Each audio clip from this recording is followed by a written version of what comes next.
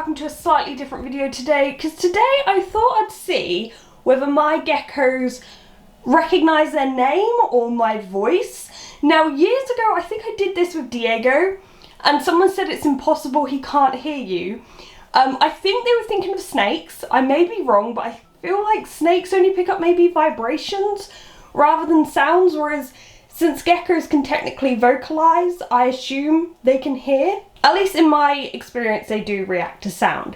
Anyway, we're obviously going to do this in the evening because right now they are asleep, but I figured we would do some predictions. So Diego, who's down here, sorry, ignore my Lego diner.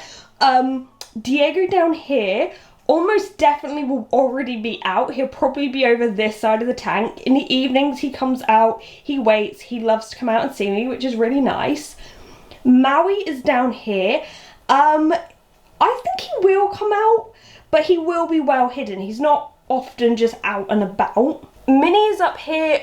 I think she'd almost certainly come to the front when I call her. She might be up on here. She is very food driven and she does have a bit of dodgy eyesight, so she kind of goes with anything that moves. So I think she will come out. By the way, if you're not aware of what's wrong with her eye, I did do a video on that, but it was a few years ago, so you may have missed it if you're new here. But she does have a dodgy eye, which you may see later in this footage, and yeah, check out that video because it explains why. As for Gizmo, this is going to be a tricky one because she spends most of her time around the back here. And even when I have food, sometimes I call her and it takes a while for her to come out. So I'm not sure if we'll see her tonight. Hopefully we will. Sometimes if we're lucky, she'll be sat over here. But yeah, as I said, we'll leave that for this evening because they are sleeping and I don't like to disturb them during the day. And if you're not aware, these amazing enclosures are part of the Leopard Gecko Talk official enclosures, which I'll link below with custom reptile habitats. We're actually bringing out a new enclosure, which is a lot cheaper than these ones, but still, you still get the quality. I think it's a little bit smaller. I think they're 17 inches tall. I'll put it up on the screen if it's up. But be sure to follow that link and check them out. But yeah, we'll be back in a bit.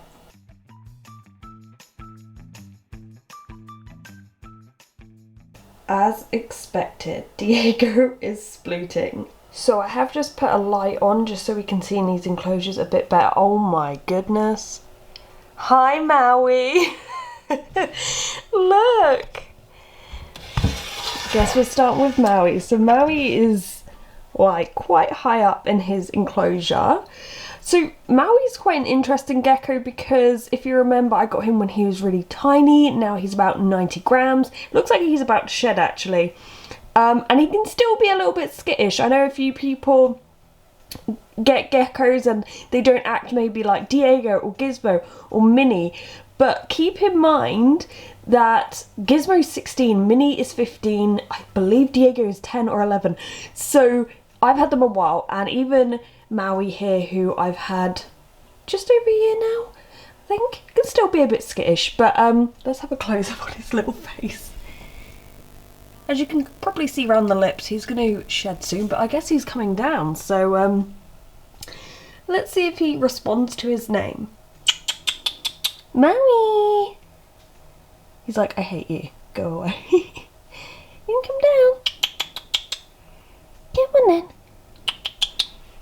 Now, one thing you may notice I do is that sound. I do it with all my geckos. I always have. And if you've watched my videos in the past, you know I've explained how that sound, getting your gecko used to that early on, can be really beneficial. If your gecko ever gets spooked and they're familiar that that sound means it's just you and everything's safe, you can calm them right down.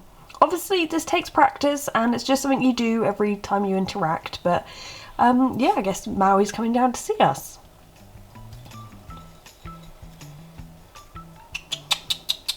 Come on then. Come on. It's kind of beneficial to get your gecko used to their name or just your little call, especially when you have an enclosure like this, where it doesn't look great without the light on, but where you can't really move hides. Like if I had to in an emergency I could, but you don't ideally want to because there's a lot going on there. So if they can come to you willingly, that's great. You might find, you'll definitely probably find that you'll yell hello Your young geckos might not do this, and that's totally fine. It takes practice. You need to build up that confidence. It's very normal. But Mr. Maui has greeted us, and I was not expecting that. You alright? Yeah, you just want food. Now for Mr. Diego. Diego's a really interesting one because when he first moved into this enclosure, if you remember, if you've been watching since then, he was quite skittish when he first moved in. And then when we moved over here and moved Gizmo's tank on top, he just came out of his shell. And he's always out in the evening. You're always going to find him laying about on his cool side. Come on then, Diego. He is actually going to ignore me today. Hi.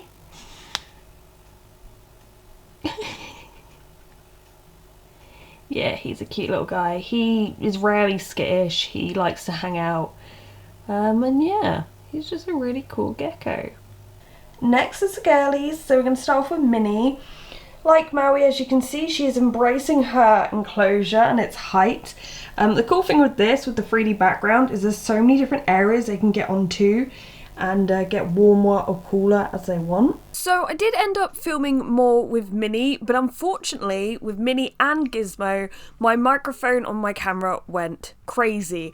So I used a Rode one that you can attach to your camera, and if you're moving that camera, it just has tons of interference, and I don't know if it's to do with the gecko equipment as well, but yeah, it makes the footage pretty much unusable, which is very infuriating, which is why I usually just do more sit-down videos where I have a decent microphone nearby, or I do these voiceovers, because yeah, this video kind of got ruined by it. But so in this footage, Minnie didn't really react, which is really unusual for Minnie. But I think I made a mistake. So 3 things that are different than usual. 1, I have a camera in front of my face, and it's quite hefty with the microphone on top, so that's unusual for the geckos. 2, I have a light shining into their tank, which once again is unusual. And 3, well, I fed them the day before, so it makes me wonder whether they react more to their voice when they think they're getting food rather than me just calling them. But I will say usually I just go in and say hi and they can see my face, and there isn't all these other things going on, and so they do react a bit more, and that's one of those tricky things with trying to capture these things. Usually it's a bit darker because they don't have the light on, but yeah, in this footage I was kind of talking about Minnie's eye.